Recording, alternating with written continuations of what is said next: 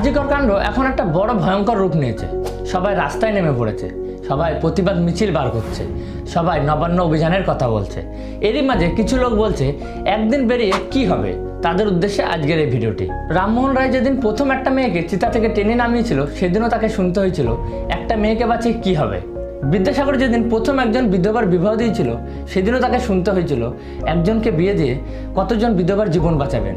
বেতুন যেদিন মানুষের বাড়ি বাড়ি গিয়ে তাদের মেয়েকে স্কুলে ভর্তি করার কথা বলেছিল সেদিনও তাকে শুনতে হয়েছিল কয়েকটা মেয়েকে বিদ্যাপতি করে কি লাভ হবে। যেদিন ক্ষুদিরাম ফাঁসির দড়ি গলায় পড়েছিল সেদিনও অনেকে বলেছিল একজন ঝুলে গিয়ে কি হবে, দেশ স্বাধীন হবে। প্রশ্নটা বড় পুরনো, কিন্তু ইতিহাস সাক্ষী আছে তারপর কি কি ঘটনা ঘটেছিল। একটা বারুদের স্তূপে আগুন জ্বালাতে একটা ছোট্ট দিশলাইয়ের কাঠি যথেষ্ট, আর এ তো অগ্নিশিখা। আরজিকর কাণ্ডে এখন সিবিআই তদন্ত শুরু হয়েছে। কি হবে পরের পার্ট? দোষীরা কি সত্যি শাস্তি পাবে নাকি ছাড়া পাবে? লাস্ট একটা কথাই বলবো, আরজিকর কাণ্ডে যারা যারা অভিযুক্ত তাদের কঠোর বিচার চাই।